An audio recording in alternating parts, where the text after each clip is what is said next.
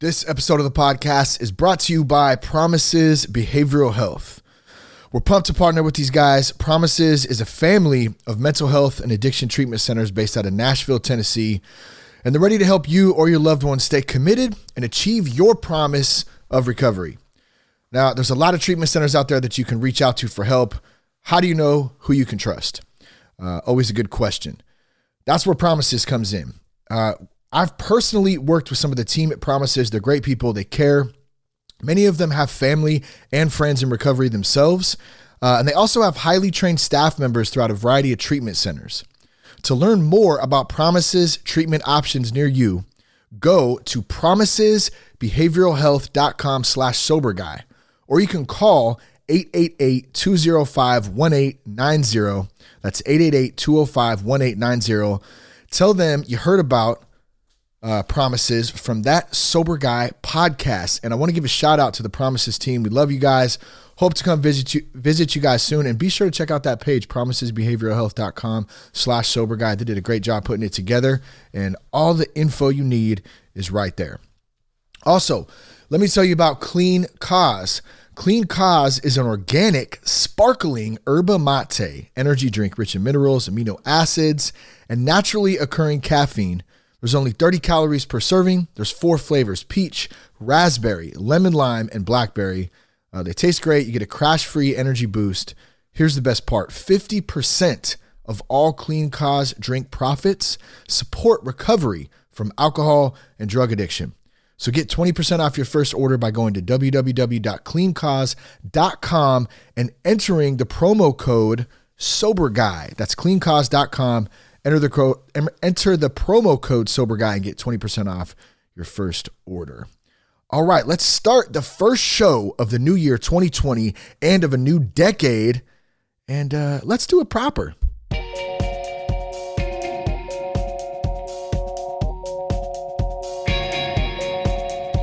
I'm Shane Raymer. You're listening to That Sober Guy podcast, and we help people stay sober. Be sure to check us out at thatsoberguy.com. You can connect with us on Instagram at @RealThatSoberGuy and on Twitter at Shane Raymer. I got the lovely Jess in the house tonight. What's up to Jess? How are you? I am great. I think I ate my dinner too fast. My stomach hurts. Yeah? What'd you have? I had steak, potatoes, and some broccoli, brought to you by Shane Raymer. It was damn good. I had to explain to Cash what the steak was and how they killed a cow to get the steak. We prayed over the steak though. Oh my God! I prayed for the happy life of the cow. I hope he lived a fruitful experience. Well, you better hope that he did, because if you ingest that stress, I know. I don't want any of that. It affects your body. Yeah, it was weird hearing Cash actually ask, where does this come from? Oh. Because we don't think about that stuff a lot. He asks that sometimes. Yes. Anyways, beside the point, what's up? Thanks for putting this together tonight. Jess actually put this together. I titled it, The Jess Interviews Shane to Kick Off the New Year, but it's actually a recap. What's it called again? A year in review. A year-end review.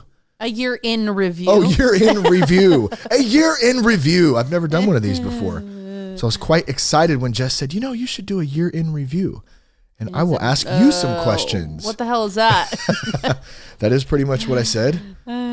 Before we do that, I want to tell you about some upcoming guests we got coming up. We got a bunch of good things coming up. Comedian Nikki McCallum to talk about her new book, Dry Run.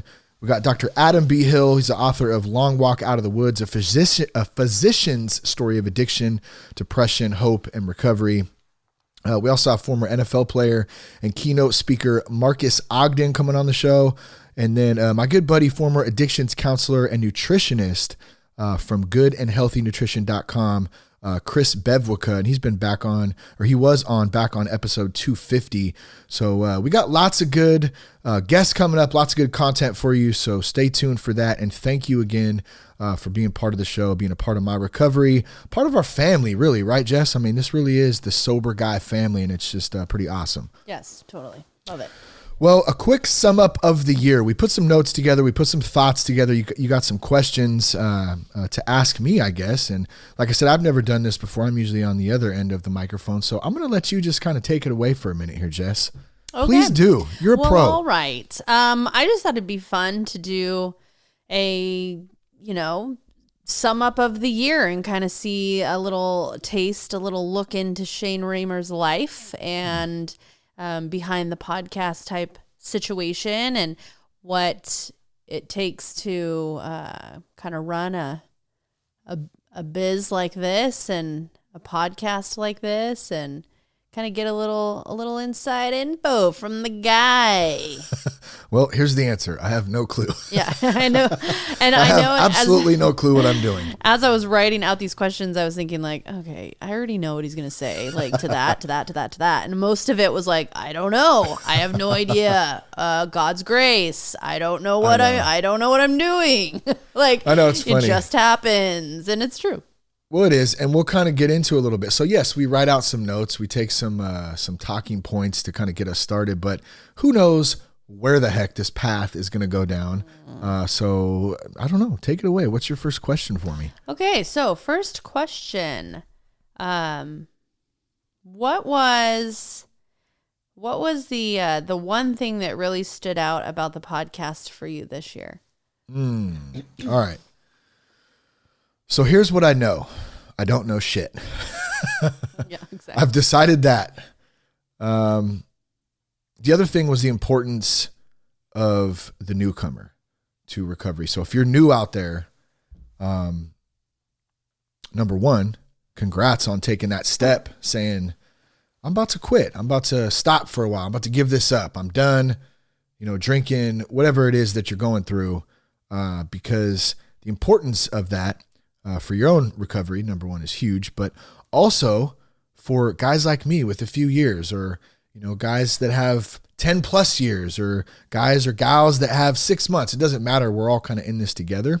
And I think that's the one thing that stands out to me for the year is just how many messages and emails and people I met and people in meetings and just everywhere that are either struggling themselves or have somebody who is struggling. And it really made me proud to be able to have a platform like this where we can talk about it. And I don't have to have all the answers because I don't really know. And we can have some fun at the same time. I was telling someone close to me who took him to a few meetings this last week, and I said, you may think I'm helping you, but man, thank you for getting my butt back in the rooms again and getting to some meetings and stuff too, because that's huge. It's a big part of it. So I know that's a long-winded answer. Are you zoning out over there? I'm kind of trying to figure out what your answer actually was in that one. The thing that stood out to you was just how many newcomers and new people and emails and... I guess something that stands, it's not that. Or no, you said that it was the how many people know somebody or is somebody that is. Well, there's that. And I guess it's just, one thing I realized is that there's just so many people out there who are going through it. Yes. That's one thing that stands out. And I know that's not really specific to the podcast. I mean, I don't know. Yeah. Are you looking for something more specific? Like what? Give me an example whatever. Of what. Well, I don't know what an example would be. I don't run the podcast. I just burped up some steak. What was one? Okay. Next question. I mean, you're kind of sucking at this so far. Oh, thanks. I appreciate that. Question number 2. You should just continue being the interviewer. What was a challenge? What was a challenge for you this year? Not necessarily the podcast on this one, so you're free to speak openly about life. What was a challenge for you this year? Well, I mean, do you got a pen and a paper so I can list them all out? I mean, there's lots of challenges for sure. Man, just living, being a dad, being a husband. I mean, all that stuff, being sober. There's all kinds of challenges. I think one that really stands out the most, and all those things that I mentioned too are very rewarding at the same time, but they definitely have their challenges. Man, one of the big things that stands out is ego. I really felt like this year and last year meeting 2018. So actually that would be 2 years ago because we're in the new year. But 2018 through 2019, I just really was like so you hear a lot of people say like, oh, I'm driven, I'm going to do it, I'm going to make something, it's like you have something to prove, like you're not good enough, So there's a lot of insecurities that I think were really deep down, and there's probably still some there that, I need to work on too, who knows? But I think that there was a lot of stuff still in there, and like very subconsciously, I was trying to like fill those by attention and like feeling like I was doing these like big things to, whether it was through my job or through the podcast or, and it really wasn't the things that I realized that were really important. Being a dad, like my marriage, our family, like those were the things that are really important that I should be striving to like be the best at. And I was kind of on the opposite end of it,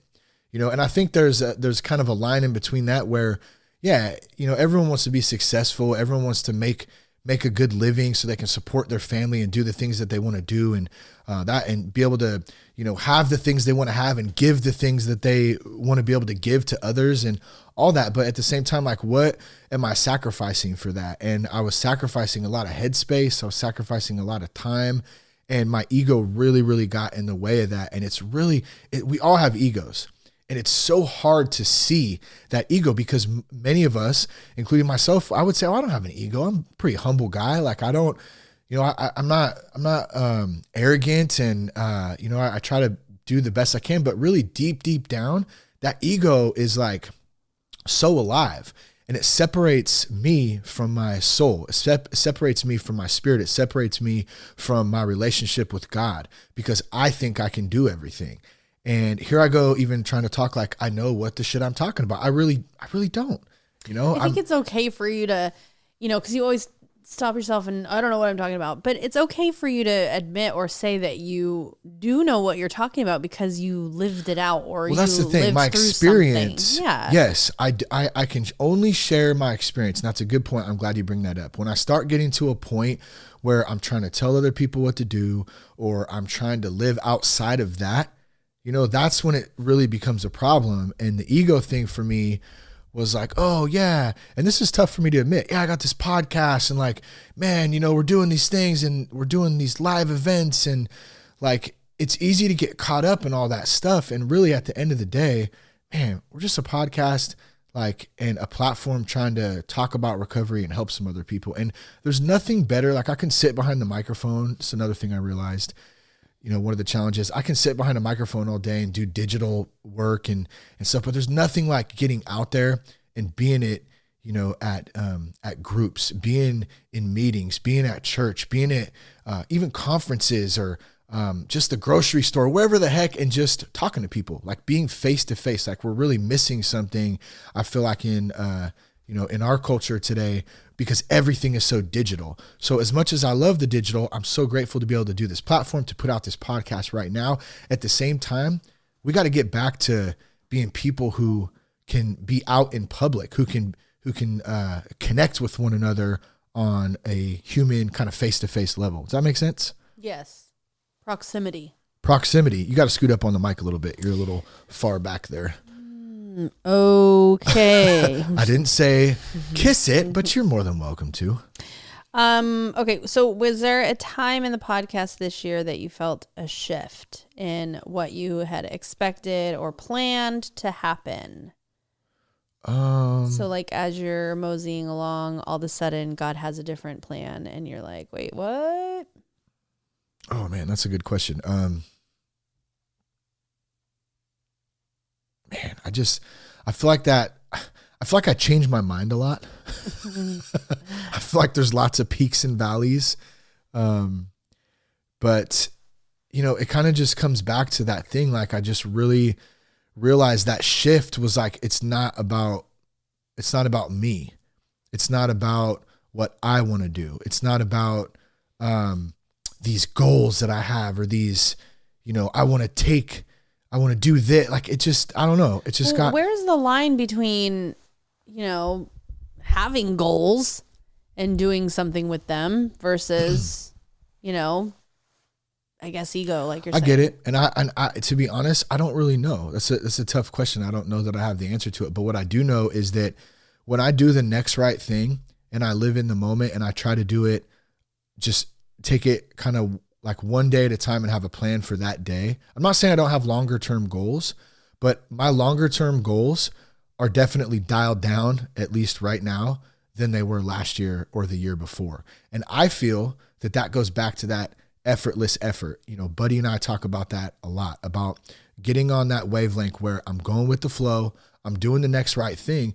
That to me is true faith in God. If I really trust in God and I trust that he will provide for us, for our family, for me, for my recovery, for everything, like that's all I got to worry about is just doing the next right thing. Those goals, those aspirations, those whatever you want to call them, those things will work themselves out because I'm on the right path, if that makes sense. I'm on the right path. I'm doing the next right thing. And those things will, or maybe they won't. Maybe that wasn't the plan in the first place. You know what I mean? But for me to get all caught up in my head about, I need to do this by, you know, this, and I know it's a tricky question because we hear that a lot. Well, you need to set, you know, time frames and have a goal date and that. I'm not saying that's bad stuff. For me, I don't know that necessarily works well all the time. I have to be really careful about when I do that. I need to make sure I'm talking to people about it. I need to make sure I'm open about it because I can get pigeonholed in this tunnel vision of just straight obsession, and it can absolutely ruin me. You know, and that's what scares me. And going back to drinking is getting caught in that. So moment to moment and,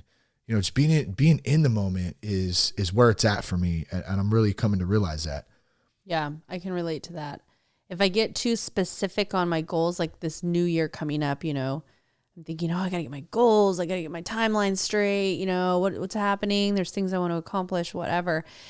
And the more I think about it, I'm like, wait, what's the best way for me to approach this? You know, because if I do it like, you know, this friend does it or this person has suggested or whatever, if I do it their way, I get way too off track. Totally. And, yeah. You start getting in your own head. Oh man. Then you jump on, not you specifically. We all do it. Then it's not even about accomplishing the goal.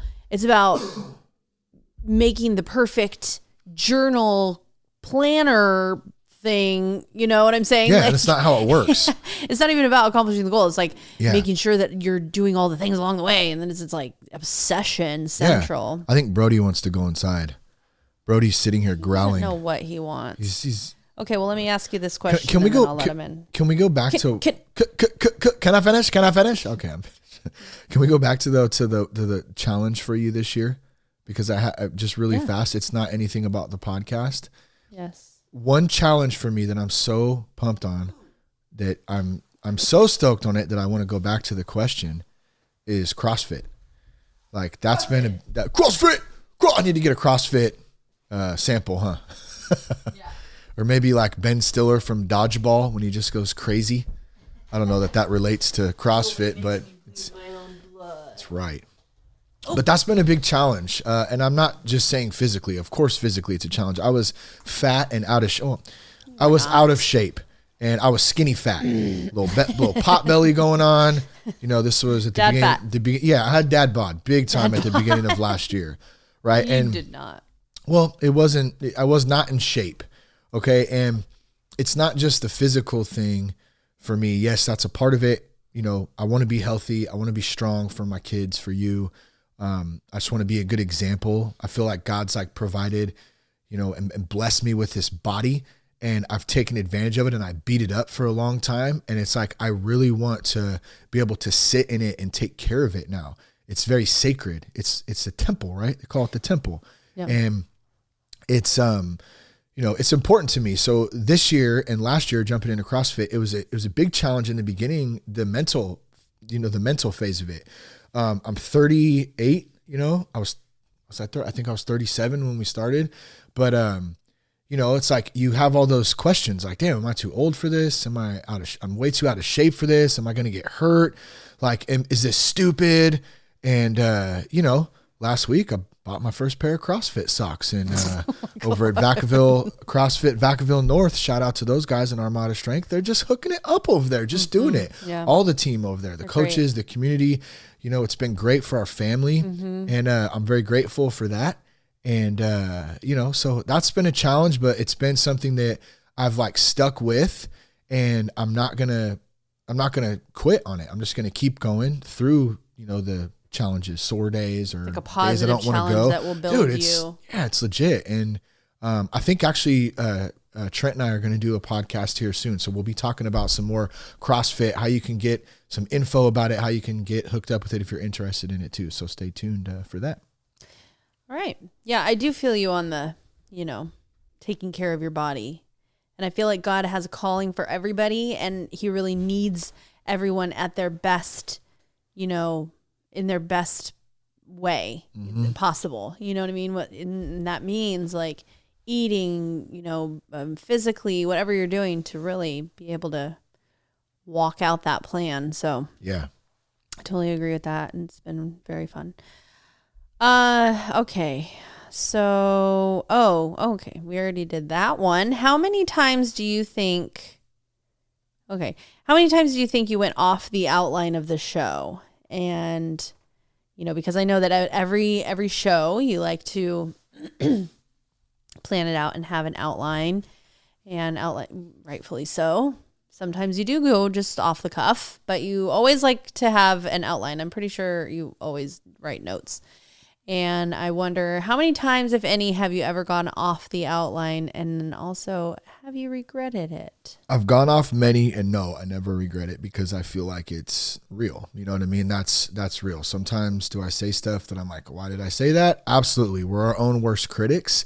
But I feel like that's when I can have the most fun. I can be the most free. I feel like I can get going on stuff and really like just feel my spirit come alive when I can actually express myself and just not care, so that's a big part of it. The outline, I mean, yeah, I want to have an outline to help kind of guide me through. So that way I can make sure that you guys listen out there actually getting something out of this. I don't want to just sit up here and blab about, nothing. Cherry pies. Yeah, I do a lot of blabbing too, actually, but I think there's a balance in that, when it comes to having guests on the show, that's a different thing, I'll usually have guests set up and I'll know a little bit about their background, but I try to learn about them as much as I can with you, the audience, like why you guys are learning about them. I'm kind of learning about them too. And I kind of help to set that up. So I don't really have a lot of pre-arranged questions like when I have guests on either. It's pretty candid, pretty live, and pretty raw. I think that's a good way to keep it. Here's an off-the-cuff question. How many cherry pies have you eaten this year? This year, I have not eaten any. What? The whole year? Woo! Where's your applause? Wow. Yes. That is impressive. But I almost bought you one. It's only January 8th, so. Oh, this year. Now, do you want to go into last year? One. Well, yeah, I was thinking about, this is a year in review of 2019. So if I had to guess how many cherry pies I ate in 2019 and took the boxes and threw them over the fence so you wouldn't see them, and then later on went around to the side yard, picked them up and threw them in the garbage can out of pure shame for my Hostess cherry pie addiction, I would probably guess, throughout the whole year, I'm going to say in the hundreds? No way. All right. Okay. I'm going to say maybe 17. Oh, maybe? What? 17? Yeah. Ouch. Hey, that's more than one a month if you average it out over the course of the year. More than one a month. They're like, 2 bites. Well, I know, but I mean, that's some progress. I'm impressed. Now ask me how many Hostess in 2018? cupcakes there was. Oh, we're moving on up to the filled Hostess cupcakes. Ask me how many Hostess cupcakes I've had in 2020. How many? 1. Oh, so, I don't know. Those are weird. They get all in the back of my taste buds, and they get all like super sweet and tingle my taste buds. Oh, they're so good though. The cream filling. Oh my God. I like to eat one whole cupcake I actually like the in one hard bite. Frosting. That's where I'm at with that. With some ice cold water. I don't like the cream filling. I only like the. Save the neck for me, Clark. Okay, so Eddie. So the cupcake thing though, it just reminded me of something else. I ran out of gas the other day, and the cupcake comes into this just really fast, and you then were we'll get back on to a your cupcake questions. when in the car. So one thing I've learned is that I still don't handle stressful situations well. when things don't go my way. And I had an experience a couple days ago. I rushed over to the bank to deposit a check at the end of the day. And I went back out to the car, and I was sitting there with the car on, and I was answering a couple emails for work. It was just, in the evening time, and I wasn't paying attention at all. And all of a sudden the car started to run out of gas. I know, who does that, right? And so I'm like, are you kidding me right now? And I don't know what to do. So I'm like, I kind of put it in drive, but I'm like, there's no way I'm going to go anywhere right now because the car's like sputtering.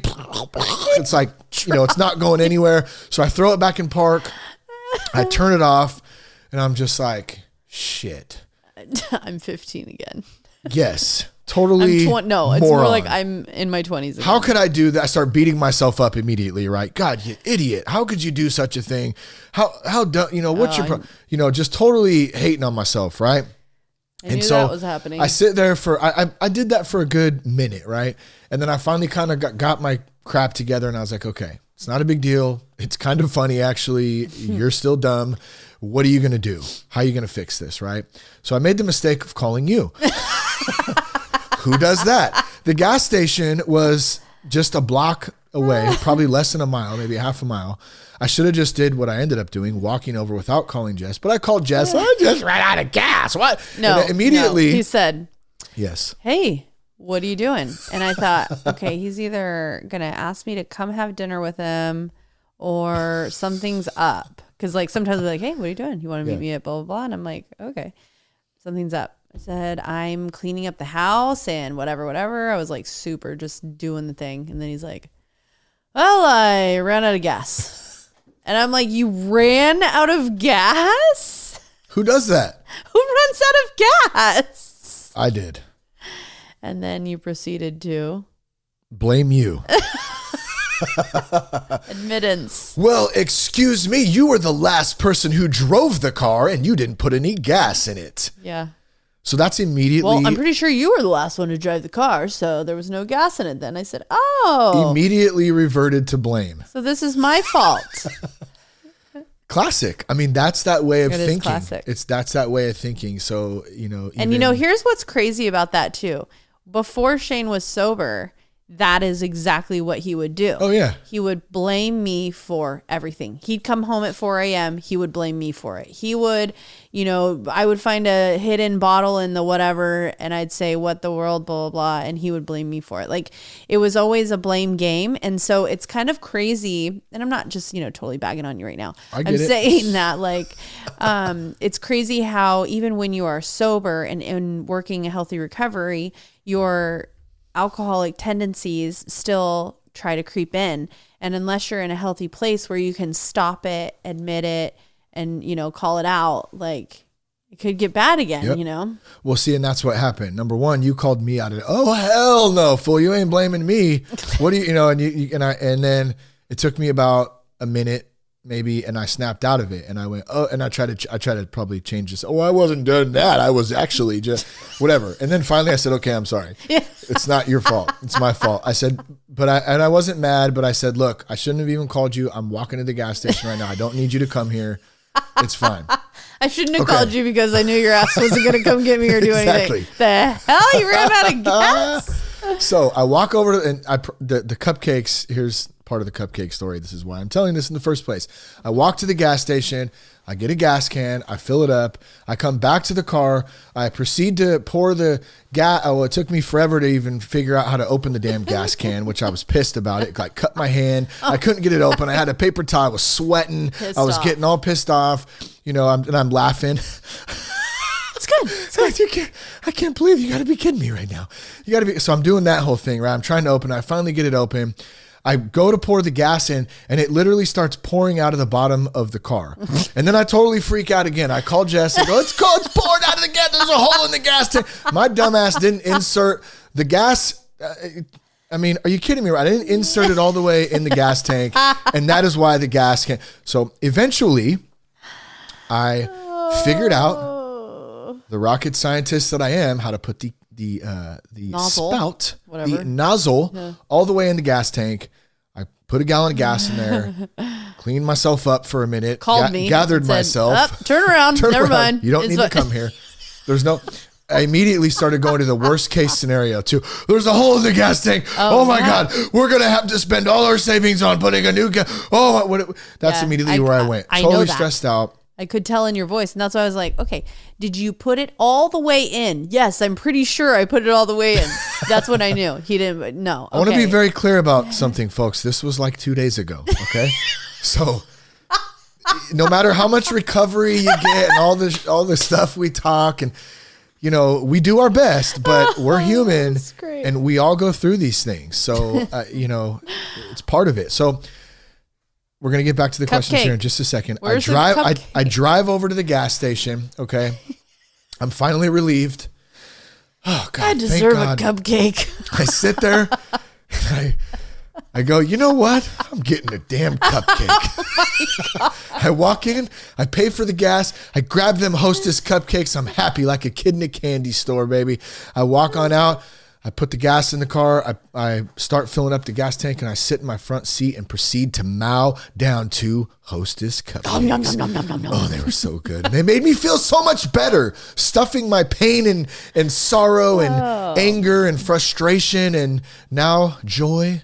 Well, I would tell you that I'd much rather it be a cupcake than a bottle of whatever. It doesn't change though, right? Vodka. Those things, those cures for those feelings I couldn't feel in that moment. I did actually. I felt a lot in those, that 30-minute time span or 45 minutes, whatever it was. But I still revert back to feeling things for satisfaction to and deal with peace. Some of those things Lord. and stuff. What's up, Cashy boy? Hi, buddy. Oh, Cashy. See, we're recording at home tonight, and Cashy boy looks like he's got to take a leak. You got to take a leak, bud? Okay. All right, go ahead and go, dude. You got it. Buddy. Close that door, pal. He's got his elf on a shelf jammies on. I'm going to give you another question. I'm going to go check on him really quick. All right. Real quick, Clark. Okay, this is a good one, actually. Was there a specific time this year that you were so grateful to be sober? Was there a specific time this year that I was grateful to be sober? I'm going to wait till you get back to answer this one, because there's a lot of grateful times. I mean, yeah, I'm grateful every day to be sober. Am I conscious of it every day? Probably yes. Does it come up more than usual or more than average in some days versus others? Absolutely. If I really had to think about it, man, I'm going to wait till Jess gets back to answer this. So what are you doing right now? Are you driving? Are you walking? Are you working out? Are you dancing? Why would you be dancing and listening to this? I don't know. Are you, whatever you're doing right now, I want you to take a moment and stop, collaborate, and listen. Ice is back with a brand new invention. Something grabs a hold of me tightly, flow like a harpoon daily and nightly. Will it ever stop? Yo, I don't know. Turn off the lights and I'll glow to the extreme. I rock a mark like a vandal, ride up a stage and watch it jump like a candle. Dance, crush the speaker that booms. I'm killing your brain like a poisonous mushroom. Wow. Vanilla Ice. What do you think? I'm sorry, audience, that I left. That's what happens when you leave me alone with myself. Oh my God. Cashy boy is the sweetest boy in the whole entire universe. Is he good? Did he take a leak? He got back in bed or what? All right. Yeah. So you asked me, was there a specific time this year that you were so grateful to be sober? And I did want to wait for you to come back for this, because I think that just at the end of the year on, this holiday break, I was really grateful to be sober. I've been in more meetings this last week than I've been in months. And that's to my own doing, but I've been able to help a couple people just by sharing kind of what I've been through and how I've kind of navigated some of this stuff and been able to connect, some people with some other people and just kind of just be open to letting God work through me, I guess, is the way that I really like to look at it. And I I realized how happy I am to be able to have had, an opportunity to do that. Because if I was kept going down the path I was going down, a little over 6 years ago, I don't know that I'd even be alive today. I definitely wouldn't be married. I definitely wouldn't be, the father that I am today, any of that stuff. So yeah, really, really grateful towards the end of the year. I think it kind of all came together just during the holidays. And I think it just kind of hit me, along with a lot of other things, the ego stuff I talked about earlier, just, putting in the work, just trying to live, son, as Devin the Dude would say, just trying to live. One of my favorite old school albums that's very inappropriate, but very great at the same time. Okay. But if there was like a time, like one specific moment where you were like, sorry, where you were like, oh, I'm so glad I'm sober right now for this. Okay. Well, you got to tell me that. I didn't know. I'm sorry. Well, I mean, it clearly, no, I enjoyed your answer. So but listen, there is a specific time that I'm thinking of, but I can't, and I'm not going to share it on the podcast right now. Then. But hold on. But let me think of a different one real quick. And that's just only, due to, personal stuff for other people and stuff. But that's why I kind of use the general idea. But one specific time, I don't know. Anything else? One specific time. I don't know. Let's come back to that one if I can think of something as it I think pops you answered up. it just perfectly answered. Shut up. You got all the things right. Did I check all the boxes? Okay, so how will you approach the show moving forward in the new year? I get really caught in that. Like, I feel sometimes like I have to have the right answers for stuff. You don't. And I know that's the right answers, but I'm trying to be a better person. And in doing that, it helps me to not go backwards. But I feel like a lot of the backwards stuff is still who I am. Like my foul mouth sometimes, it's just very candid and open. And like, it's hard for me to not talk like that sometimes. Well, I think that like, in the years that you've gotten sober and you've been in recovery and all of that, I mean, that's kind of what happens, that is who you are now, like but it's like a part of me language is dying, and that dead. Well, no, I mean, maybe. And then I try to have the corporate answer, you know what I'm saying? Or but the right answer, and I don't want to ever do that. And it's hard not to sometimes, when you feel expected to almost. Sometimes you have to, sometimes you have to die a little to live a little, and so it's kind of like what can you let go of in order to expand or, grow? What is it that, you can let go? Maybe it is a foul mouth. Maybe it's, I don't know what else it would be, but, different ways of thinking or going about things or handling things like that. That's okay to like, kind of die to that and then take on something new, something different. What is it that's going to help you grow? And then as you're going through the years, you're picking up a lot of that stuff. And then all of a sudden you become that person. Yeah. And that's an okay person to be. And that's kind of where God has you. And that's who he has, that as you're walking along those years in sobriety and recovery or whatever it is for you, God's building you up in that. And then that's when he uses you. So whatever your thing is for anybody out there, like, you're picking up little bits and pieces, letting go of the other pieces. And then all of a sudden you're, Well, yeah, you said that picking it up a little bit at a time. And it definitely is just, this life is just a process. I'm realizing. Yeah, we're never going to get to the finish line. I will never arrive. Like there's not like this, grandiose day when did it. I'm done. It's just constant process of like change and adjusting and trying to be better and then taking a step backwards sometimes. And then like, it's crazy though. And like, as far as the foul mouth thing goes, like I just, that's a big thing that I go back and forth with in my mind because like, I want to be, I want to be right by God. And I know that the tongue is powerful, you know what I mean? And I know that our words are powerful and what we say. I always go back to intention, what are your intentions behind stuff? But I just, even if I'm just more conscious of it, the way that I speak to people, the way that I carry myself, I guess. I don't know. I want to feel like I'm constantly getting a little bit better. You know what I mean? And I think you explained it too about, I know cussing has been a big one for you for whatever reason, but like, shit, like that is something that you just kind of naturally, it happens, and I don't know. You pick up, you put down, you pick up, you put, and it's not even like cut. It's not even so much like I'm cussing. Not going to cuss because it's bad. It's not that. And I don't do that. You naturally kind of don't. It's just the habitual like F-bombs and every other word is like a cuss word. And like, it just started doing something to my heart that it just didn't sound right anymore.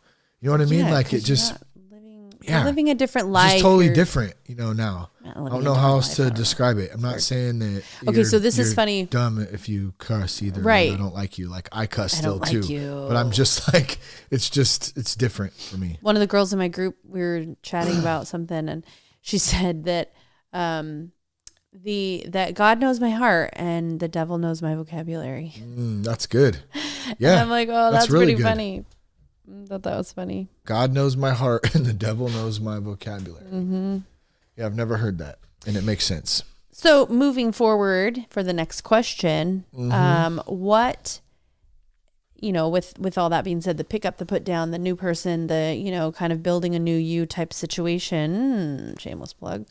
How will you approach the show moving forward in the new year? How do I approach the show moving forward?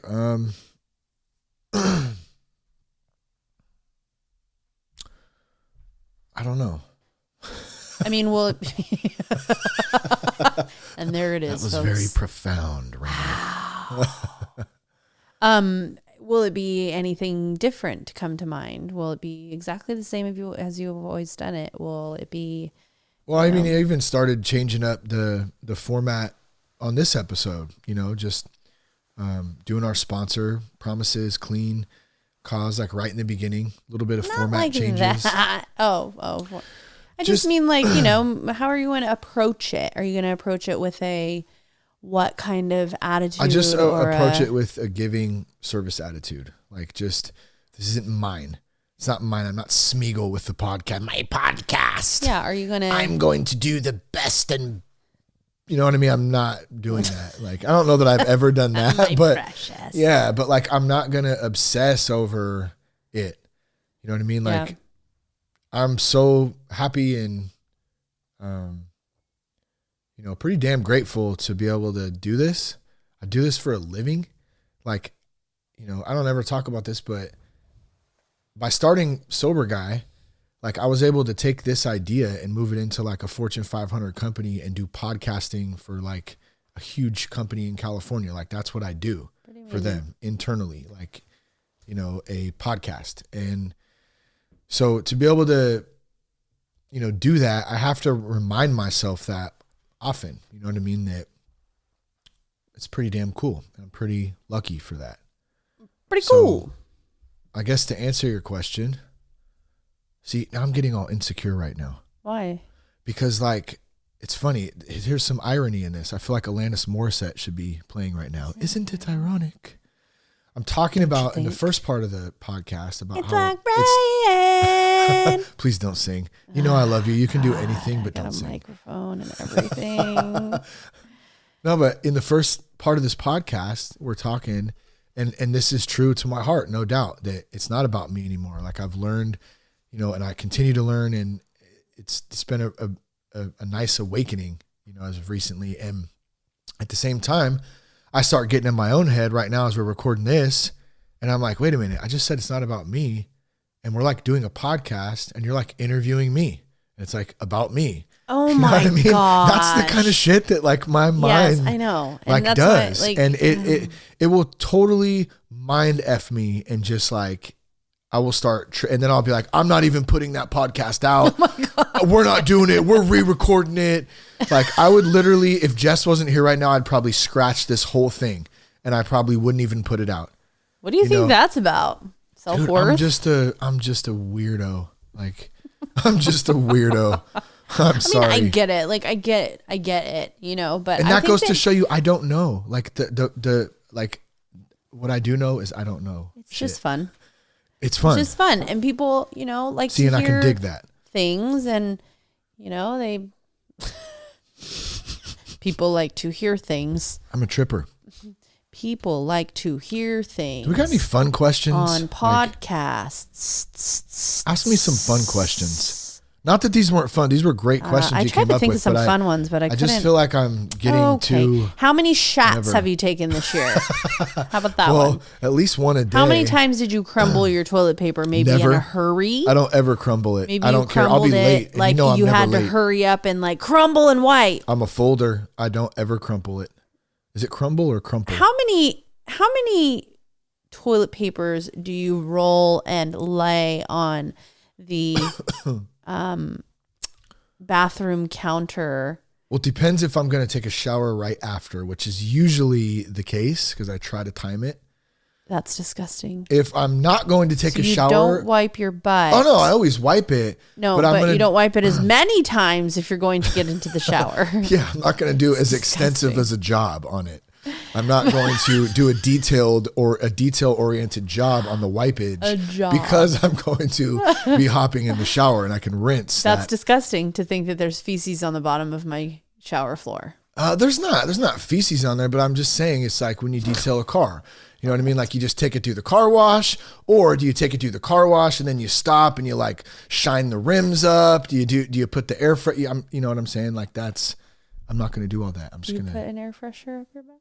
That's disgusting. If you want to, is it soap? I mean, yeah, if you can. Okay, next question. Well, I also want to know that now that you're using the dude wipes. Oh gosh, the dude wipes, amazing. Does that eliminate one fold of toilet paper? Please tell me yes, because you go through toilet paper like an insane person. Okay, so here's my process. If you're still listening to this. I like to do a pre-fold, okay? Angel Soft, preferably non-scented.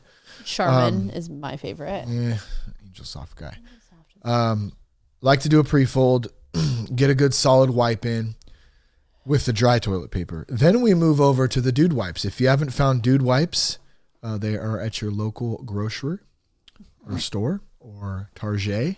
Santa brought some for Cash. Yes, in he his did. stocking. And Dad. So I got a pack of those dude wipes. Then I'll go with the dude wipe, maybe 1, 2, or 3, depending on the extent of the experiment. Detailing. And then we're going to follow it up with the dry one. Oh, a follow-up. So that leaves 2 folds. So 2 now folds, that 3 we have wipes. explained the process of the dumpage. Wiping of the arse. That's ridiculous. Yeah. So that's that. Letting the cat out of the bag. Hopefully my grandkids never hear this.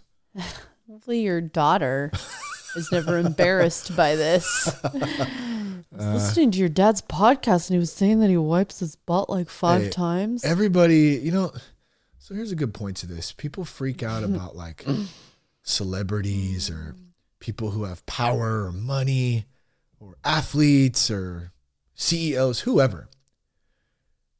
I've always thought like that dude Wipes or his that butt. lady takes a dump just like I do. It's disgusting. And who the hell are they? I don't mean that in a disrespectful way, but we've got to get over this fact of worship. Is it worship or war? I always say that wrong. Worship. It's not worship. It's Worship. just worship. Worship. We have to get over the idolization of people because people are going to let us down. Because people poop. For real though. I And will that guy say takes that a dump yes, just like me. So he next time, does take a dump just like you, but the folding and the dude wipes may be different. He Yeah, might even oh have yeah. a bidet. maybe he's got You his know? own process. He might have sure. a shower in his toilet in which he just has to shower his butt. But the point is, don't ever let anybody make you feel less than or weak or smaller or anything. Because of the amount of money they have. It doesn't matter. Does not matter. Who they are, what they do, doesn't matter. We're all in this weird, huge circle spinning in outer space. We're all in this toilet spiraling down in the whirlpool of Just like flush. this podcast is doing right now. Let's move on to the next question, please. Okay, last question. Last one. All right.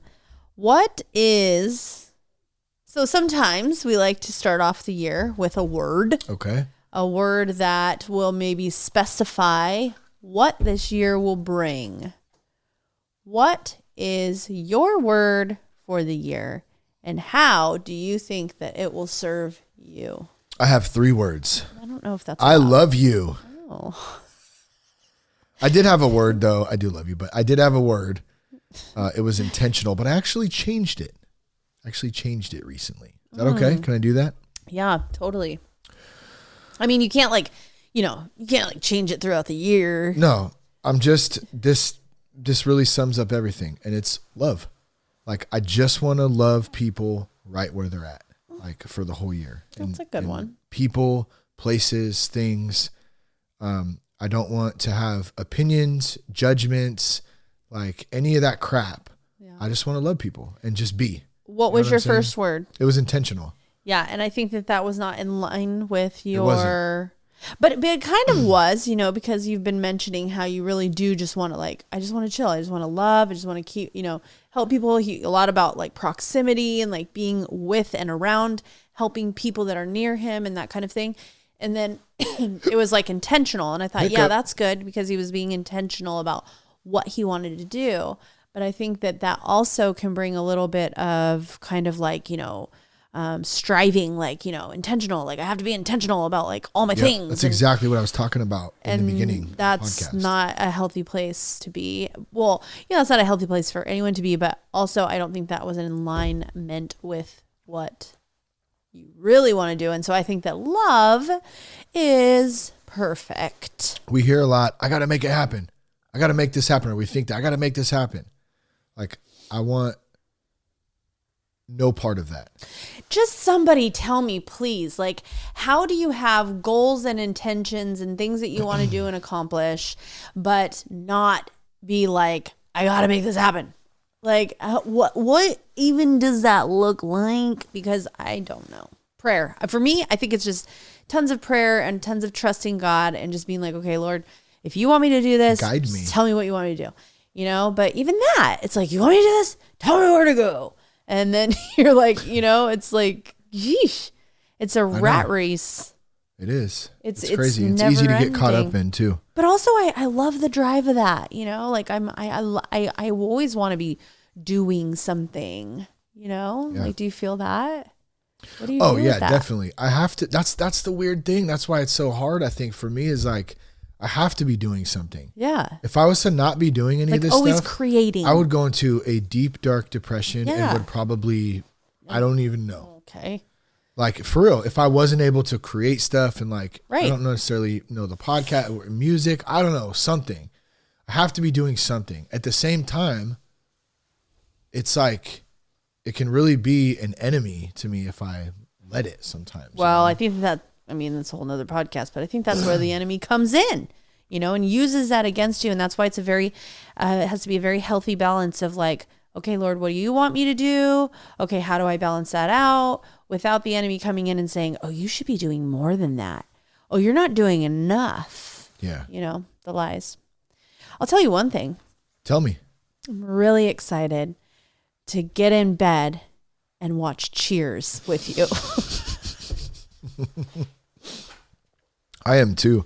I was just not introduced to Cheers. I've always known what Cheers is, but I never really watched Cheers, believe it or not, until just recently. And one night, a couple of weeks back, I saw it pop up on Netflix like a boner in sweatpants. And I was like, hey, Walmart sweatpants. Let's try Cheers. And man, now I see why that show is just beloved. There's something nostalgic about music. it. The music, so even the way they had the recording of it, the way it sounds when they're, I don't know. It's just so the thing that I love the most is that, and I haven't even watched a lot of it yet. I've probably seen maybe 10 episodes and there's a whole bunch of seasons. Yeah. But I love that back in the 80s, they were having somebody who was sober. That on was a show. unheard of. It was totally unheard of, you know? And Yeah. if I would have known that, you know, earlier in my recovery, I definitely would have watched Cheers In. I had no clue. I'm a total noob. So I know there's probably people out there listening going, what? You know, you didn't know that? Yeah. Like, no, I didn't know, you know? And so to have that happen, it's a new thing for me. It's pretty cool. Everybody knows your name. All right. Anything else we want to, you know, we didn't get to today the amount of emails and personal messages, both digitally and in person, that we've been talking about and dealing with in spouses and loved ones who are struggling with people who are in an active, you know, alcohol addiction or addiction.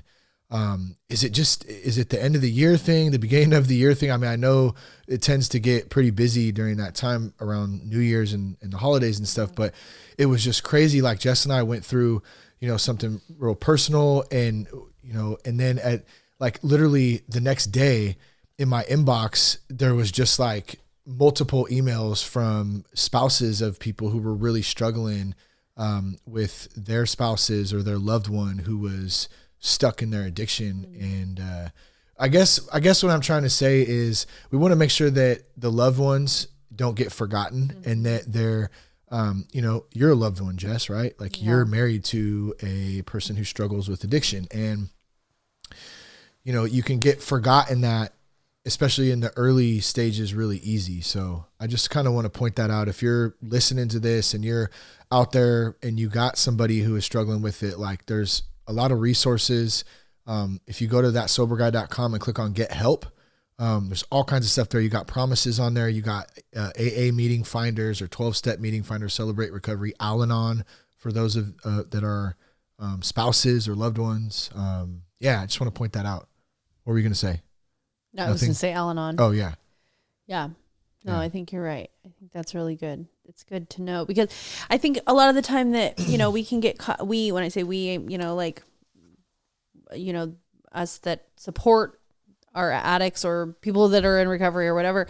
And, we can get so caught up in championing them on and making sure they're sober, and I don't want to rock the boat, so I'm not going to really have any non-negotiables, or I'm not going to, you know, do the thing. You know, I'm not going to rock the boat. I'm not going to say anything. I'm not going to do the thing. And I don't want him to drink again. And, you know, I'm just going to put all my focus on him and getting him sober. And in the meantime, we're forgetting that we have, you know, our own stuff that we have to work on, because we were living with this, you know, addict, alcoholic for so long, and storing away our stuff, and, you know, resentment and all of that builds. So I don't know. Yeah. Let me ask you, and thank you for interviewing me, even though I don't know it was great how it was, but it was great. It was a little different for me, as I'm sure you can tell.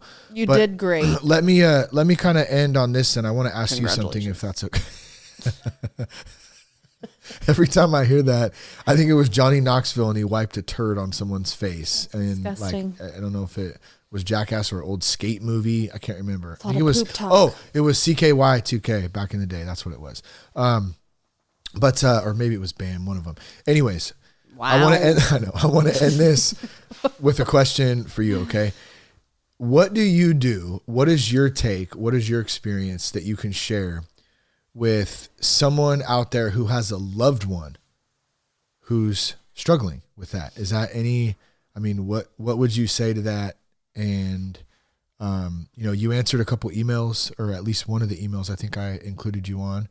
And you had some really, really good things to say in that when you responded back. I mean, what are your thoughts? My thoughts are, I feel like this is like a whole nother podcast situation. Well, maybe we need to make it that then. So give a brief answer, and what we'll do, ladies and gentlemen, is we will do an episode coming up soon on just dedicated to the spouses or the loved ones of people who are struggling with addiction. Does that sound good?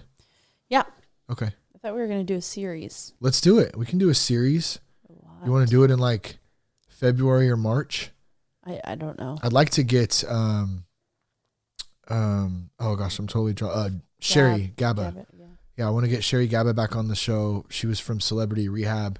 And she was on last year, and she's great. She's got a lot of good codependency stuff and dealing with someone. She was, in a marriage herself. So yeah, we'll get her back on. We'll see if we can get some other guests or something, or maybe we'll just do Jess and I. Who knows? That'll be fun. Yeah, I think that it's super important for the spouse of someone in recovery, or not in recovery, actually, either one. For someone that is living with somebody in their addiction, it's very important to strengthen yourself. There's nothing that you can do to change this person. You cannot force them to go to the meetings and to get help and everything else. But what you can do is strengthen yourself and take yourself to the meetings, take yourself to the community of people, talking out loud about it. That kind of thing is really going to get you into a place where when you have your non-negotiables and you go to that person, to the addict or the alcoholic, and you say, these are the things that I need you to do. If you're not able to do them, this is the consequence. You really have to be strong in that and feel strong in yourself that you are able to follow through with those things, and make sure that consequence is something that you can really stick to. It's not like, oh, and you're out of here or something. I mean, if that's what you want, then it's something you can stick to, then that's that. But always making sure that it is something that you can really, stick to, and just making sure that you're focusing on yourself, and if you're loved one is not getting help, if they are getting help, either way, you go do you, boo-boo. Do you, boo-boo. And making sure that you're strengthening yourself and getting strong in your own self, because there's a lot of stuff that you've been through. There's a lot of stuff that you've had to deal with. There's been a lot of mind effing going on, you know what I mean, from the other side. So it's just really important to kind of remind yourself who you are, that you do matter, and that, you also need a sense of recovery as well. So it's just kind of a little bit. It's good. Thank you. It's good. Where can folks find you at, Jess, if they want to follow you on Instagram? I'm on Instagram. This is us 616, I think. I believe it is. This is us at This is us 616. Give Jess a follow. Man, thank you for coming on. Thank you for doing this. Thank you for together the outline, doing a little, all that good stuff. Little year in review. I know it was very difficult for you. It was a little tough. Be interviewed and give up control and talk about yourself. Yeah, it's really weird. But I think that, I think it was fun.